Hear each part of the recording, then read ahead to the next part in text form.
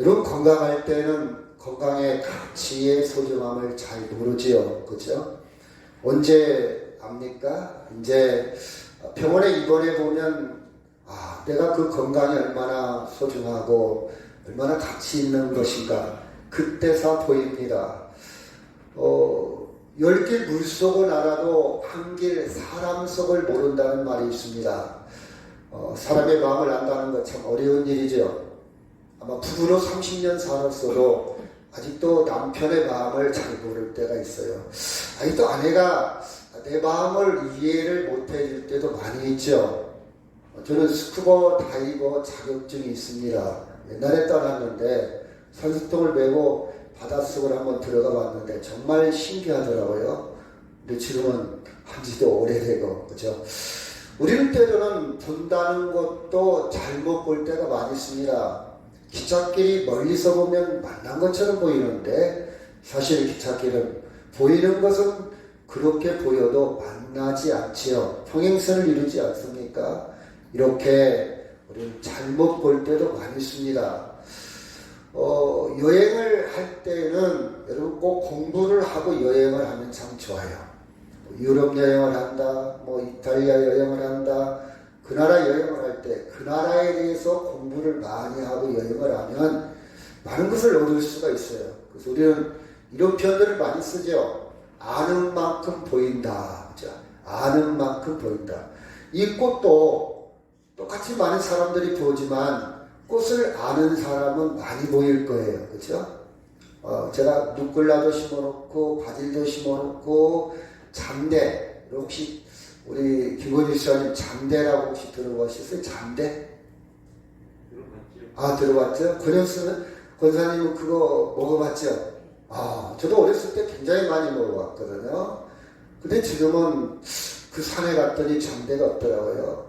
근데 잠대란 말을 전혀 모르는 사람도 있고 본 적도 없고 먹어본 적도 없는 사람도 있을 겁니다. 근데 저는 먹어봤잖아요. 그래서 우리 씨앗을 구입에다가 아직 심지는 못했는데 심어보려고 그럽니다. 여러분 세상을 살아갈 때 돈이 중요합니까? 사랑이 중요합니까?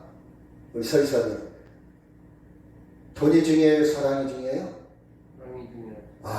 그렇죠. 또 순수한 그런 면이 남아있네요. 근데 많은 사람이 사랑이 밥 먹여주냐? 돈이 중요하지. 그렇죠? 특히 우리가 결혼을 앞둔 부모들이 그런 얘기 많이 합니다. 엄마, 나 그 남자 사랑해. 아빠, 나 그 여자 사랑해. 그렇죠? 사랑도 좋지만 직업도 봐야 되고 경제적인 것도 봐야 되고 사회적인 것도 봐야 되고 그거 정말 중요하단다. 내가 살아보니까 사랑이 전부는 아니더라. 이런 얘기를 많이 하고 있지 않습니까? 글쎄요. 사랑이 중요할까? 돈이 중요할까? 이건 정답이 없어요. 사람에 따라서, 가치관에 따라서 다를 수가 있습니다. 여러분, 실리가 중요합니까? 명분이 중요합니까? 요새 윤석열 대통령이 일본을 갔다 왔지 않습니까? 많은 사람들이 생각이 다 다릅니다. 실리가 중요하다. 지금 국제적으로, 정치적으로, 경제적으로 또 보안에 있어서, 안보에 있어서 일본을 언제까지나 미워하고 저 왼수 같은 놈들, 저는 저것들하고 절대 상종하지 말자. 언제까지 이럴 것인가? 국제 정서에, 국제 질서에 생존하기 위해서, 한국이라는 나라가 살기 위해서 진리를 챙겨야 된다. 이렇게 말하는 사람도 있고, 아니면 아니다. 저들이 사과하지 않는 이상, 저들이 잘못했다고 말하지 않는 이상 우리는 용서해 줄 수 없다. 명분을 강하게 주장하는 사람도 있습니다. 여러분 그러나요?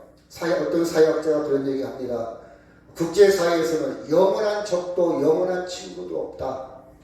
오늘의 적이 내일 친구가 될 수 있고 오늘의 친구가 내일 적이 될 수도 있다. 여러분 보십시오. 우크라이나가 전쟁 중에 있지 않습니까? 러시아와 우크라이나가 전쟁을 해요. 서방의 모든 나라가 나토 회원국들이 우크라이나를 도와줄까 말까 굉장히 이해관계 속에서 실리를 추구합니다. 중국이 러시아를 선택합니다. 이해관계 속에서 러시아를 선택하는 것이 이익이라고 생각합니다. 미국이 우크라이나를 도와줍니다. 왜 도와줍니까? 정말 명분도, 물론 명분도 있겠지만 더 중요한 것은 우크라이나가 그렇죠, 도와주고 이익을 챙기는 거예요. 일본의 수상이 얼른 우크라이나를 갔어요. 그 이유 중에 하나가 실리를 챙기기 위해서 가는 겁니다. 자, 우크라이나가 이제 제거를 한다면 거기에 돈벌이가 될 수 있지 않습니까? 거기에 지하자원이 많아요. 천연자원이 많습니다. 그들과 뭔가 원전을 해줘서 나중에 챙길 이익이 참 많아요. 그렇기 때문에 실리를 위해서 그들은 그 우크라이나에 가서 생색을 내고 아니면 원조를 하는 거예요. 이게 국제 정서입니다. 이익이 되냐 안 되냐, 이것이 일반적인 생각이겠죠. 자, 여러분, 성경에 나오는 에서와 야곱이 있습니다. 에서는 실리를 추구한 사람이요. 사냥을 갔다 왔는데 배가 고파요. 어떻습니까? 팥죽 한 것, 붉은 죽이 필요합니다. 장자의 명분이 그렇게 중요하지 않아요. 당장 배가 고픈데. 그쵸? 근데 야곱은요, 명분을 챙깁니다. 형, 그 장자의 명분 나한테 주지. 여러분, 그 눈에 보이는 것도 아니고 별것도 아닌 것처럼 보이니까 명분을 챙깁니다. 형과 나는 쌍둥이잖아. 몇 초 차이로 형이 먼저 나왔고 내가 나중에 나왔잖아. 어떻게 보면 내가 형 된다고 해서 그렇게 손해볼 일은 아니야. 나이 차가 2살, 3살 차이 난다고 모르겠지만 겨우 몇 초 차이 갖고 형과 동생이 됐는데 내가 먹을 걸 줄 테니까 형의 그 명분을 나한테 주면 안 될까? 그쵸? 결국 야곱은 명분을 챙겼고 에서는 실리를 챙겼습니다. 결국 어떻게 됐습니까? 실리를 챙긴 에서는 하나님의 축복을, 아버지의 축복을 받지 못했죠. 여러분, 조금만 좁혀간다면 우리는요, 이 땅에 살면서 명분을 챙기든 실리를 챙기든 사람마다 다 달라요. 나는 돈이 중요해. 난 무슨 얘기하는 거야. 돈 있는 사람은 무슨 얘기하는 거야. 나는 사랑이 중요해. 이건 정답이 없어요. 누가 옳다 그르다 흑백 논리로 예단할 수 없습니다. 세상은 그래요. 왜? 영원한 것이 아니기 때문에. 돈을 챙겼다고 해서 영원한 것이 아니고 인간의 사랑을 선택했다 해서 인간의 사랑도 영원한 것이 아닙니다. 그렇죠? 우리가 보는 것은 어떻게 보면 허상, 이 말은 영원한 거 아니다. 아무리 가난하게 살아도 한번 죽는 거고 아무리 부자로 살아도 한번 죽는 거예요. 영원한 것이 아닙니다. 그러나 우리는 볼 줄 알아야 할 게 있어요. 영원한 것. 비록 내가 배가 고파도 내가 모든 것을 이 땅에서 잃는다 할지라도 영원한 것, 그게 뭔가. 그래서 우리의 초점은요, 여기에 초점을 맞춰야 돼요. 세상은 실리냐 명분이냐 이해관계가 복잡해요. 정답이 없습니다. 그런데 우리는 하나님 안에서 영원한 나라가 있고 영원한 생명이 있는 우리는 영원한 것, 그렇죠? 영원한 것, 본질에 집중해서 사는 것이 믿는 사람이고, 그렇죠? 하나님을 섬기는 사람들입니다. 저는 산을 굉장히 좋아합니다. 아마 우리나라에 있는 산을 좀 많이 올라갔다고 자부를 하는데 많이 올라간 건 아니에요. 백두산도 안 가봤으니까요. 하여튼 산을 좋아해요. 근데 산을 오르는 사람들의 마음이 다 다를 겁니다. 저는요, 왜 산을 오르냐? 왜 산을 오르냐? 어차피 내려올 거 뭐들어 올라? 어차피 내려올 거 그렇게 땀 흘리면서 힘들게 뭐들어 올라가? 내려올 거. 근데요, 제가 오르는 목적은, 제가 매력을 느끼는 목적은 딱 한 가지야. 멀리 바라볼 수 있다는 거. 저도 아직 안 가봤어요. 이제 5월달쯤 돼서 한번 가봅시다. 이게 순창에 있는 책의산인데 정상에서 멀리 바라봅니다. 이런 광경들은요, 밑에서는 안 보이잖아요. 그렇죠? 멀리 바라볼 수 있다는 거. 그래서 저는 참 좋아요. 그림으로만 봤어요. 사진으로만 봤어요.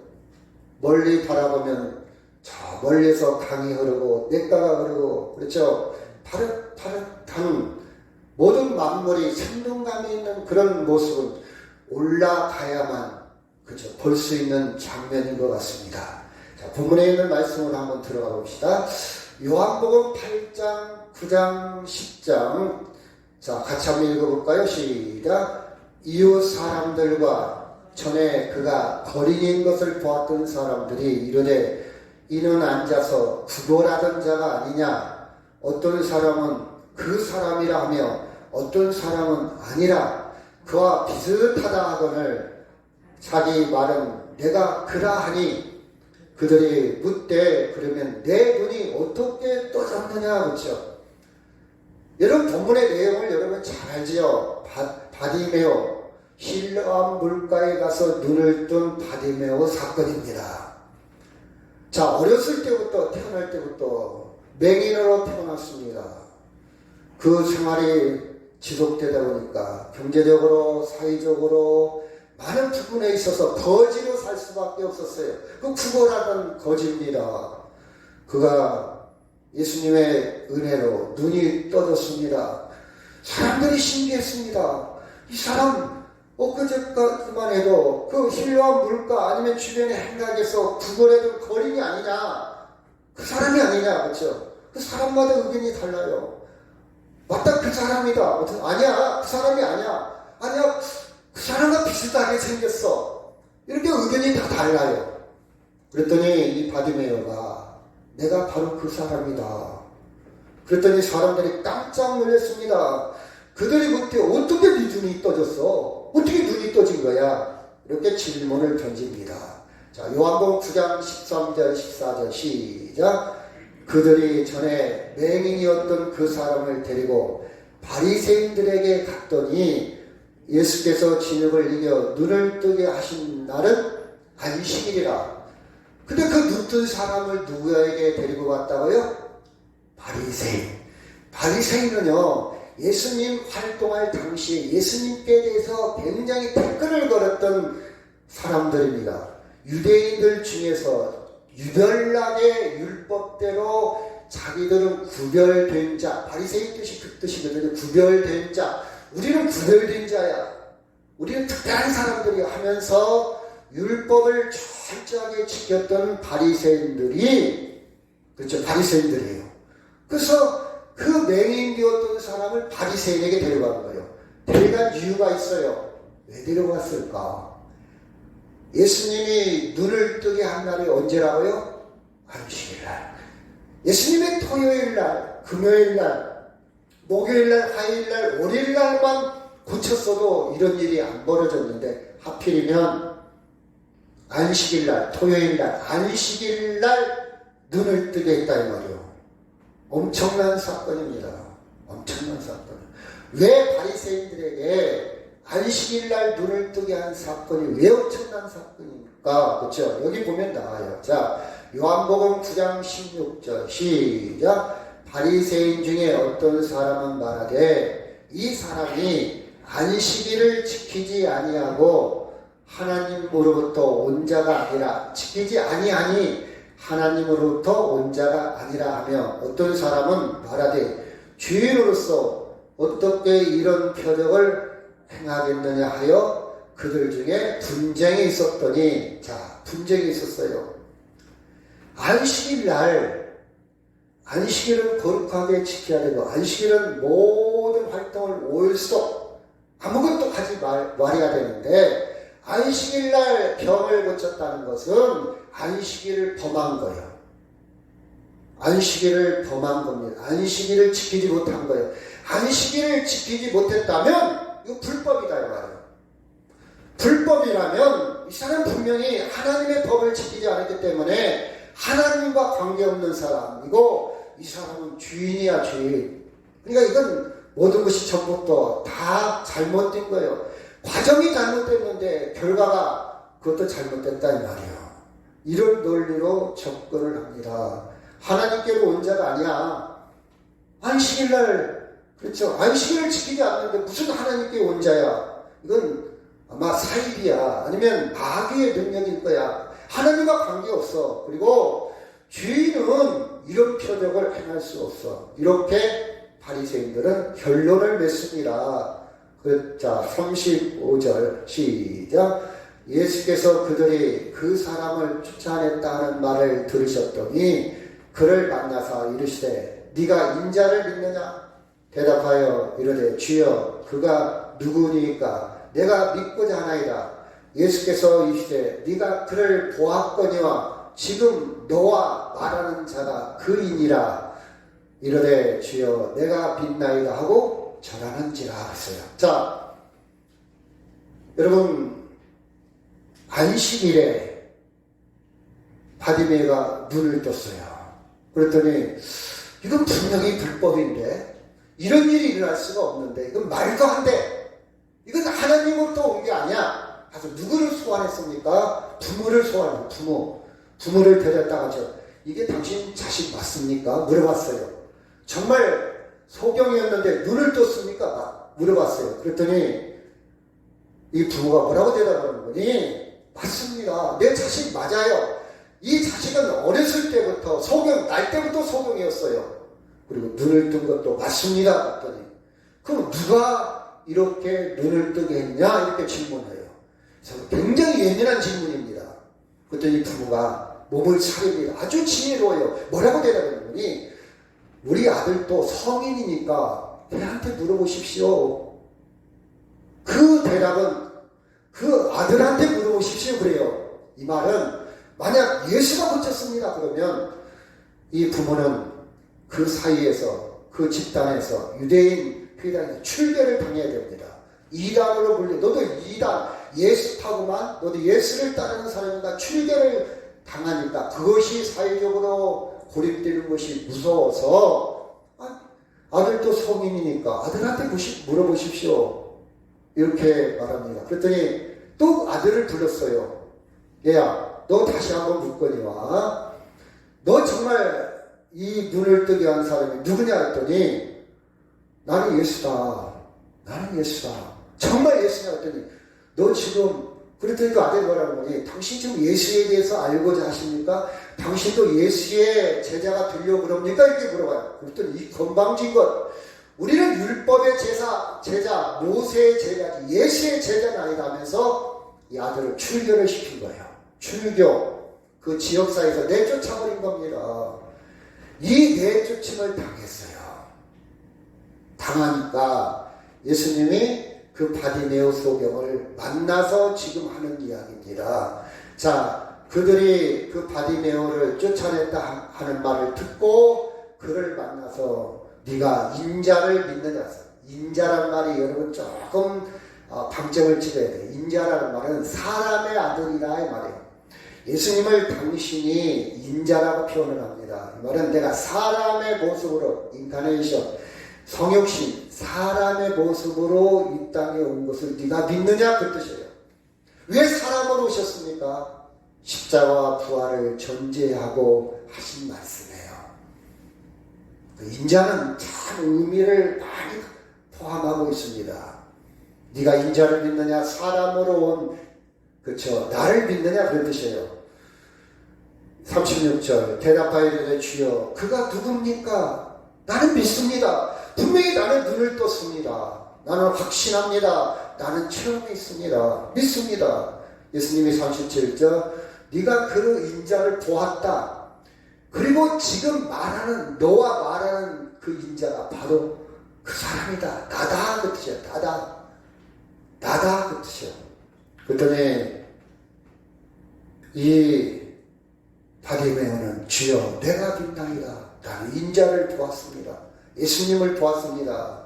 사람으로 오신 하나님의 아들을 보았습니다. 하고 절을 했다. 경배했다. 이렇게 성경은 기록하고 있습니다. 39절 시작. 예수께서 이르시되 내가 심판하러 이 세상에 왔으니 보지 못하는 자들을 보게 하고 보는 자들은 맹인이 되게 하려 함이라 하시니. 그렇죠. 이어서 예수님은 이 말씀을 부연 이야기하고 있습니다. 내가 심판으로 왔다. 여기에 보면 보는 자와 보지 못하는 자로 구분을 하고 있어요. 저나 여러분은 예수를 본 사람입니다. 아멘. 저나 여러분은 예수를 믿는다는 것은 예수를 보았다는 거예요. 복 있는 사람이에요. 그렇죠? 그러나 유대인들, 특히 바리새인들은 예수를 봅니까? 못 봅니까? 못 보았어요. 그렇죠? 보지 못했습니다. 자, 40절 시작. 바리새인 중에 예수와 함께 있던 자들이 이 말씀을 듣고 이르시되 우리도 맹인인가? 그렇죠? 아니 우리가 들었잖아. 근데 왜 우리가 맹인이야? 아니 우리는 대낮에 눈 뜨고 이렇게 사고를 정확하게 보고 있는데 왜 우리가 맹인이라는 뜻인가? 우리가 못 본다는 뜻이요?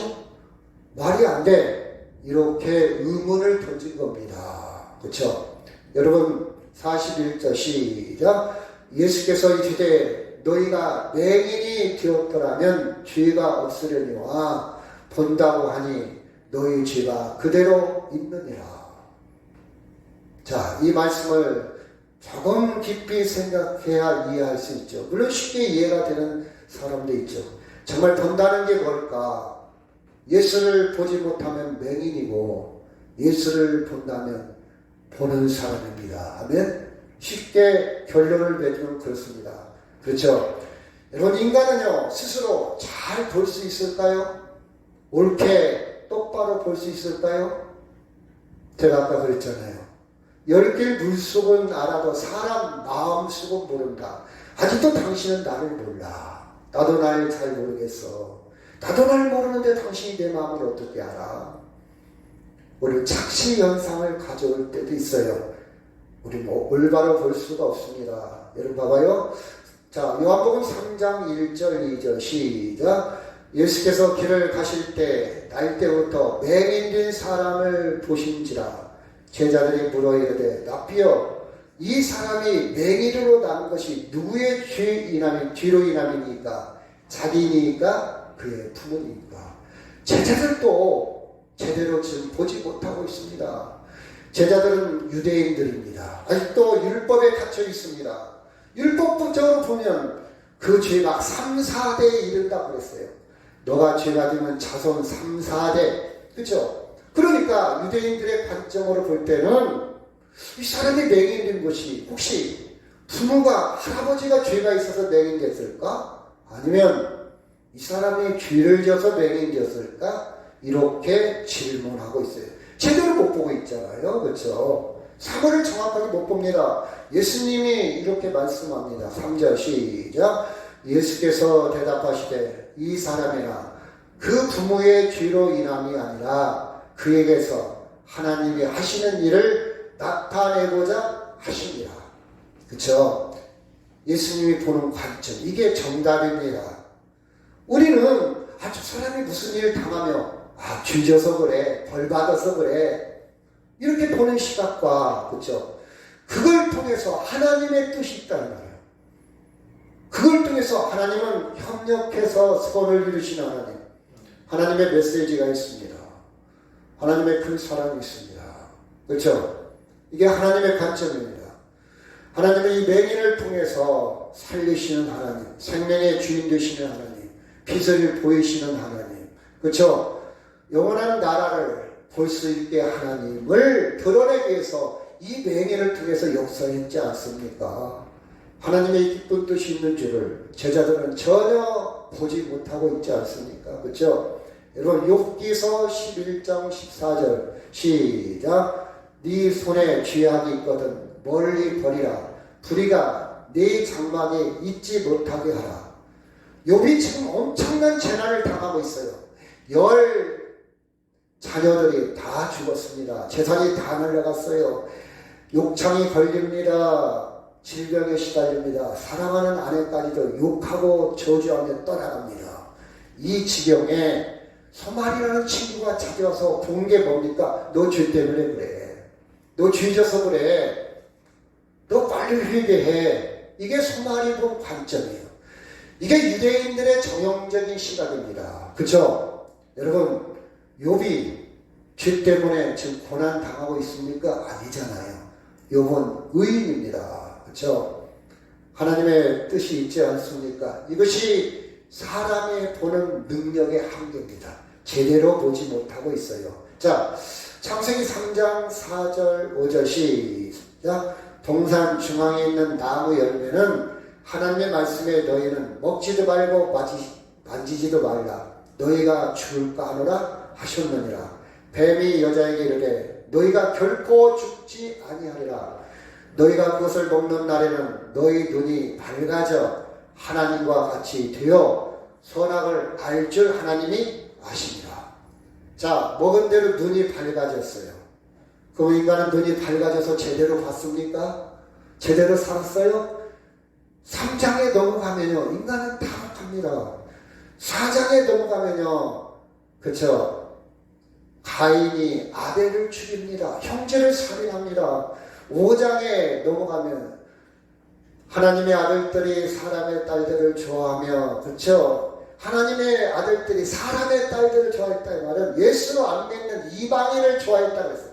하나님의 자녀들이 죄에 범람합니다. 죄악이 범람, 극단에 이르게 됩니다.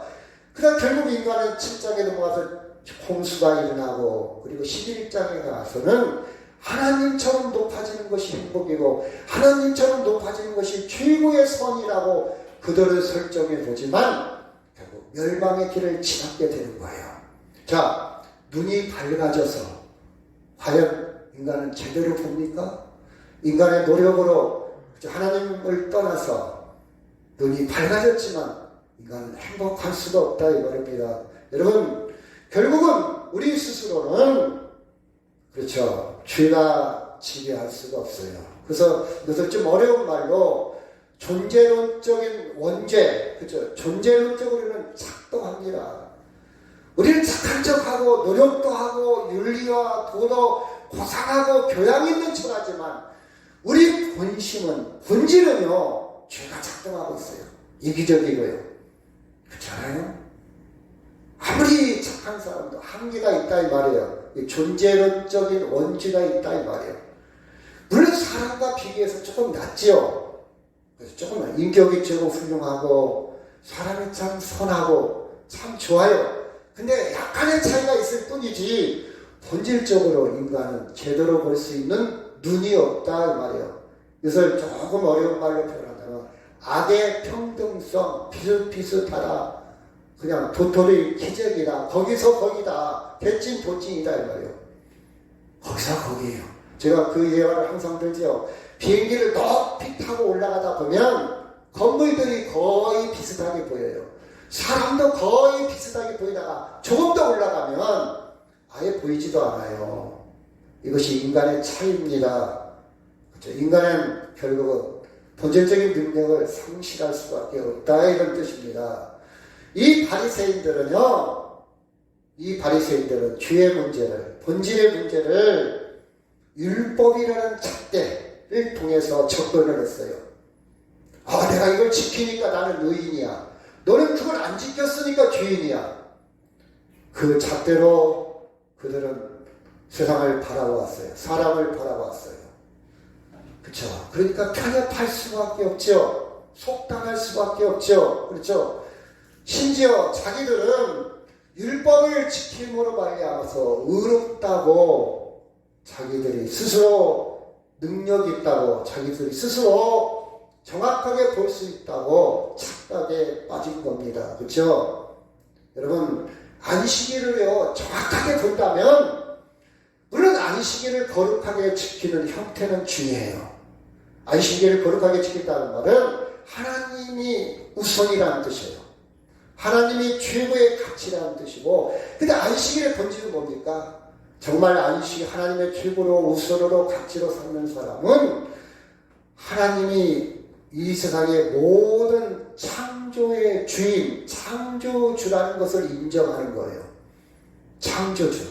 하나님이 안식을 줬다는 것은, 그쵸, 안식일을 지킨다는 것은 하나님이 창조자야 그 뜻이고, 하나님이 안식일을 거룩하게 지킨다는 말은, 거룩하게 지키라는 말은 구원의 기쁨을 누리라는 거예요. 해방을 누리라는 거예요. 그쵸? 해방. 이스라엘 백성들이 애굽에서 종노릇 했지만 이제 안식일을 지키면서 우리는 해방되었어. 죄가 사망의 왕노릇 하지 않아. 우리는 생명이 하나님이 우리를 왕노릇해 이렇게 해방을 누리라는 뜻입니다. 이게 거룩하게 지키는 목적이에요. 그러면 여러분, 소경을 눈을 뜨게 하고 소경을 살렸다면 해방을 주는 거잖아요. 평화를 주는 거잖아요. 창조하는 일이잖아요. 그 안식일의 주인이 예수님이잖아요. 이 본질을 보지 못하고 안식일은 아무것도 하면 안 돼. 너 안식일 꼼짝 말고 있어야 돼. 너 의술 행위를 하면 안 돼. 이런 것으로만 보고 있었다는 사실입니다. 그렇죠? 그래서 여러분, 결국은 안식이라는 형식 때문에 예수님을 놓친 거예요. 본질을 놓친 거예요. 그들은 안식일을 안 지켰다는 이유 때문에 예수님을 놓친 겁니다. 예수님을 놓치면 안 돼요. 여러분이 교회 생활할 때, 신앙생활 할 때요, 혹시 내가 봉사 많이 한 것으로 인해서 남을 정죄하고 판단하고 자기를 높이면요, 예수님을 놓치는 거예요. 이건 의미 있는 말입니다, 여러분. 우리는요, 주위에 평등성이 있어서, 평행성이 있어서, 본질이 있어서요, 뭔가 내가 하면요, 나를 드러내고 싶은 게 막 속에서 올라와요. 인정받고 싶어. 내가 헌금을 얼마 하는데, 내가 지금까지 교회를 위해서 봉사를 얼마 했는데, 권사님, 장로님 대단합니다. 이게 은근히 올라와요. 왜? 질성 때문에. 근데 이것이 예수 그리스도의 보혈보다 커지면요, 무시할 수는 없지요. 근데 예수님 은혜보다 커지면 예수님의 은혜가 가벼워져. 근데 이것은 조금 올라오지만 예수님의 은혜로 딱 덮어버리면 아무것도 아닌 것을 느끼게 돼요. 이게 문제예요. 이게 문제예요. 여러분, 예수님의 은혜가, 예수님이 크게 작동하기를 주의 이름으로 축원합니다. 아멘.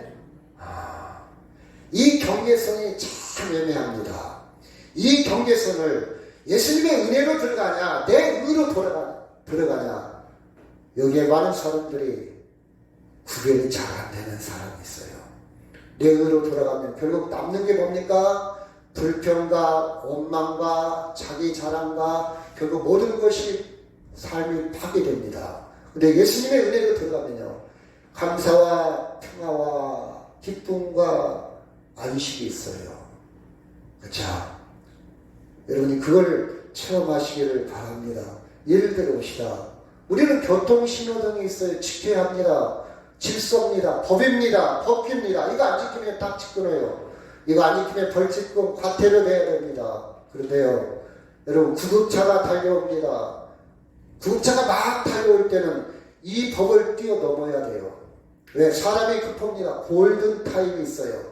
그 시간 놓치면요, 뇌졸중, 뇌출혈, 그 시간 놓치면요, 엄청난 결과가 나옵니다. 사망할 수도 있고 장애가 심각해집니다. 그러니까 교통법규를 초월해서 빨리 신호를 주면서 빨리 사이렌을 울리면서 경광등을 울리면서 빨리 가야 됩니다. 이것을 우리가 이해를 해야 됩니다. 지키는 게 원칙이냐? 본질이 뭐냐? 교통 신호등이 왜 있습니까? 사람을 살리기 위해서, 사람을 위해서 있지 법을 위해서 있는 게 아니에요. 법을 위해서 사람이 있는 게 아니라 사람을 위해서 법이 있는 거예요. 그렇죠? 본질이 뭡니까? 사람을 살리는 거예요. 빨리 응급차가 병원에 가는 거예요. 이게 교통신호등보다 우선입니다. 이걸 이해를 못한다면, 그렇죠? 이걸 이해를 못한다면 큰 불행을 맞이할 수 있다 이 말입니다. 자, 신명기 10장 8절 그때 시작. 그때 여호와께서 네 지파를 구별하여 여호와의 언약궤를 매게 하며 여호와 앞에 서서 그를 섬기며 또 여호와의 이름으로 축복하게 하셨으니 그 일은 오늘까지 이르느니라. 자, 이스라엘에 12지파가 있는데 그 지파 중에 무슨 지파? 네 지파는 성전 일, 제사장 일을 감당하는 일을 하겠어요. 참 귀중한 일입니다.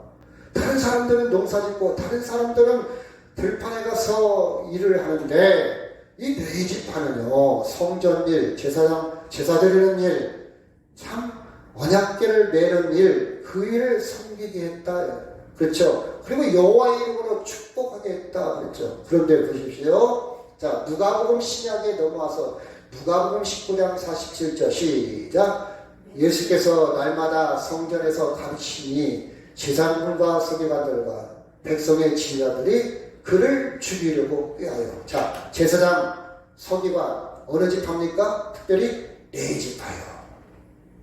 그들은요 성전 일, 제사 일 중요하지요. 근데 거기에 갇혀서 결국 신약 시대에 누구를 죽이려고 했습니까? 예수님을 죽이려고 했어요. 여러분, 성경을 읽다 보면 이게 보여요. 얼마나 좋은 직분을 받았습니까? 여러분, 권사가 돼서 목사가 돼서 장로가 돼서 귀한 직분 받은데 그것 가지고 교회를 파괴시키고 교회를 분할시키는 사람도 있어요. 그렇지 않습니까? 여러분, 엄청난 일, 정작 예수님을 본질을 놓친 거예요. 그렇죠? 여러분 보십시오. 성전의 본질이 예수님이잖아요. 성전은 본질이 예수님, 본질을 놓친 거예요. 자, 요한복음 2장 19절, 20절, 21절, 22절 시작. 예수께서 대답하여 이르시되 너희가 이 성전을 헐라 내가 사흘 동안에 일으키리라. 유대인들이 이르되 이 성전은 40년 동안의 지었거늘 네가 3일 동안에 일으키겠느냐 하더라. 그러나 예수는 성전된 자기 육체를 가리켜 말씀하신 것이라. 죽은 자 가운데서 살아나신 후에야 제자들이 이 말씀하신 것을 기억하고 성경과 예수께서 하신 말씀을 믿었더라. 성전의 본질이 누굽니까? 예수님이에요. 우리 성전을 잘 섬기고 성전에 봉사하고 성전을 귀중하게 여겼던 사람이 정작 예수님을 놓쳤다는 거예요. 제대로 못 본 거예요. 제대로 못 본 거예요. 그들은 하나님을 잘 섬긴다고 자부했죠. 말씀대로 산다고 자부했어요. 근데 결국은 성전의 본질이 예수님이고 성전의 실체가 예수님이에요. 여러분, 요셉의 실체가 누굽니까? 예수님이에요. 모세의 실체가 뭡니까? 예수님이에요. 오실 예수님, 모형, 모델. 그 모형이 이루어진 게 예수님이에요. 우리는 아브라함의 또 예수님의 실체, 그림자가 보여요. 아브라함은 예수님이 아니에요. 그래서 그림자예요. 모형이요. 모델하우스. 우리가 그걸 볼 줄 알아야 돼요. 근데 유대인들은, 네 집하는 제사장들은 성전의 실체가 예수님인데도 불구하고 보지 못하고 다 놓쳤다 이 말이에요. 우리는 제대로 봐야 됩니다. 세상을 제대로 봐야 돼요. 가짜 뉴스가 얼마나 많습니까? 우리는 아는 책을 많이 해요. 막 다리에 보니까 인터넷 보니까 뭐 누구를 들어 라디오에 했는데 이게 옳다고. 여러분, 의사마다 다 달라요. 일리가 있어요. 세상은 영원한 거 아니에요. 그때는 그게 옳았어요. 시간이 지나보니까 아니야, 이거는 잘못됐어. 계속 학설은 바뀌어. 계속 새로운 학설이 나와. 그때는 그때가 정답이었어. 지금은 아닐 수도 있어요. 그래서 계속 연구를 한 거예요. 선행 연구된 것을 갖다가 그 선행 연구된 것을 근거로 해서 반론을 제기하는 거예요. 이게 세상의 현상들입니다. 우리는 본질을 볼 줄 알아요. 영원한 걸 볼 줄 알아요. 그렇죠? 여러분 봐봐요. 그러면 자 2장 12 디도서 2장 11절 시작. 모든 사람에게 은혜를 주시는 죄송합니다. 시작. 모든 사람에게 구원을 주시는 하나님의 은혜가 나타나. 그리고 우리는 본질을 보려면 어떻게 해야 되냐? 따라합시다. 하나님의 은혜를 받아야 된다. 은혜는요, 받는 거예요. 수동태요. 내가 은혜를 쟁취하는 게 아니라 부모의 은혜를 받은 거예요. 그냥 공짜로 거저 내 근거, 나라는 거에 근거하지 않고 그냥 받는 게 은혜입니다. 그럼 은혜의 최고점, 방점은 뭐냐? 구원을 깨닫는 것이 은혜예요. 제가 저번에 수일밤 때 그런 말씀 드렸죠? 옛날에 부흥회를 많이 했잖아요. 부흥회 때 나 은혜 받았어. 이건 참 은혜가 많아. 물론 내가 은혜 받았다. 내 삶이 달라지고 모든 것이 달라지고 내가 이것부터 11조를 해야지. 내가 주일 성서를 차려야지. 새벽기도를 나가야지. 은혜 받았다는 거예요. 물론 그것도 은혜 중에 하나겠지만 은혜의 최고는 은혜 중에 은혜, 은혜의 코어, 은혜의 본질은 뭐냐? 구원을 깨닫는 거예요. 이해갑니까? 여러분, 예를 들어 봅시다. 뽕나무가 있어요. 뽕나무는 뿌리도 약으로 쓰고요, 잎사귀도 약을 써요. 뽕도 써요. 다 효과가 있고, 다 한의학에서는 뽕나무를 잘 활용을 합니다. 근데 그 오디, 뽕 열매가 최고의 가치예요. 제가 볼 때. 예를 들어 봅니다. 다른 것도 다 은혜지만, 최고의 은혜는 뭐냐? 구원을 주시는 하나님의 은혜. 은혜 중에 은혜는 내가 구원받았다는 것이 확실해지는 것, 구원을 깨닫게 되는 것. 아, 나는 구원. 그쵸? 이것이 은혜 중에 은혜입니다. 은혜 중에 은혜예요. 그쵸? 은혜 중에. 구원은 뭡니까? 십자가 부활로 정리되는 것이 구원이에요. 자, 시간이 많이 가니까 다 설명할 수는 없고요. 로마서 1장 7절 시작. 로마에서 하나님의 사랑하심을 받고 성도로 부르심을 받은 모든 자에게 하나님 우리 아버지와 주 예수 그리스도로부터 은혜와 평강이 있기를 원하노라. 바울은요, 구원의 확신이 있습니다. 구원이 그 인생을 죽어도 산다는 것이 그를 사로잡고 있어요. 그래서 바울은 편지를 씁니다. 이것을 바울 서신이라고 그러는데, 편지를 쓸 때 항상 은혜라는 말을 놓치지 않았어요. 로마서 참 쓸 때 은혜라는 말은 예수 아버지, 하나님 우리 아버지와 주 예수 그리스도로부터 은혜와 평강이 있기를 원한다. 너 은혜 받아야 돼. 너희들 은혜 받아야 돼. 로마 교인들이요, 은혜 받아야 됩니다. 은혜 받아야 제대로 봅니다. 예수님을 제대로 봅니다. 은혜 받아야. 그래서 편지, 서문의 인사말에 항상 은혜가 들어갑니다. 로마서가 처음 쓰여졌잖아요. 그 다음에 고린도전서도 봅시다. 자, 시작. 1장 3절 시작. 하나님 우리 아버지와 주 예수 그리스도로부터 은혜와 평강이 있기를 원하노라. 빠뜨리지 않았어요. 은혜와 평강이 있기를 원하노라. 은혜가 없으면 하나님을, 예수님을 볼 수가 없다 이 말이에요. 은혜를 깨달아야 예수님을 제대로 봅니다. 고린도후서 1장 2절 시작. 하나님 우리 아버지와 주 예수 그리스도부터 은혜와 평강이 있기를 원하노라. 계속 씁니다. 은혜가 얼마나 중요하고 이렇게 강조해서 편지를 쓸 때마다 씁니다. 갈라디아서 1장 3절 시작. 우리 하나님 아버지와 주 예수 그리스도부터 은혜와 평강이 있기를 원하노라. 입에서 떠나지를 않았어요. 편지 쓸 때마다 은혜와 평강이 있기를 원하노라. 자, 에베소서 1장 2절 시작. 하나님 우리 아버지와 주 예수 그리스도로부터 은혜와 평강이 너에게 있을지어다. 에베소 3장에 넘어가서 그 은혜는 뭐냐? 구체적으로 나옵니다.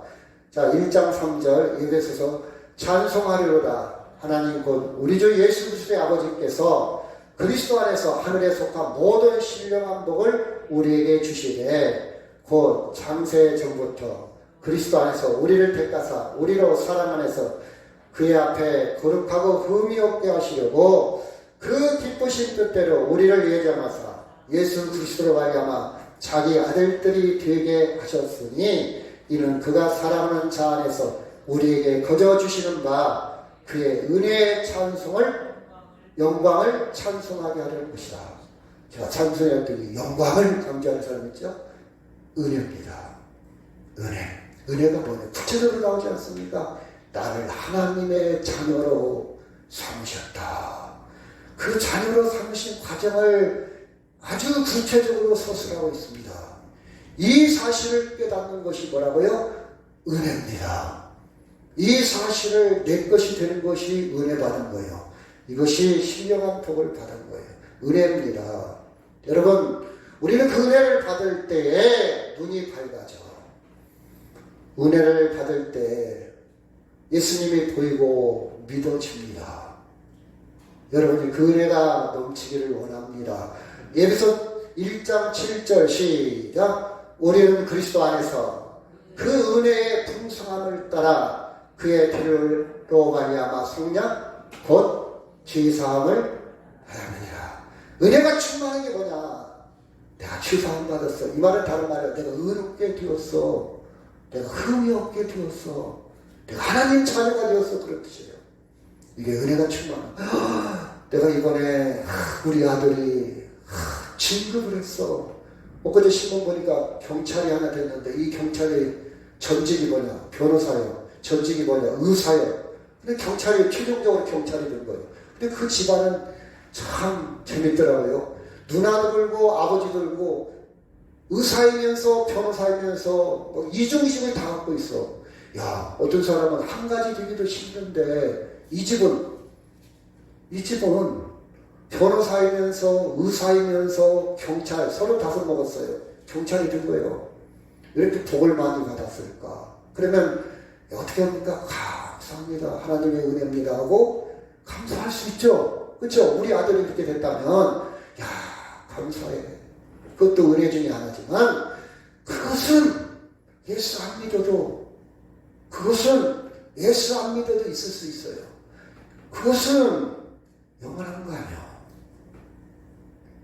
하지만 하나님의 은혜는요, 성경에서 말하는 은혜는요, 그의 은혜의 풍성함을 따라 그의 피로 말미암아 속량, 곧 속량이라면서 죄사함을 속량이라고 해요.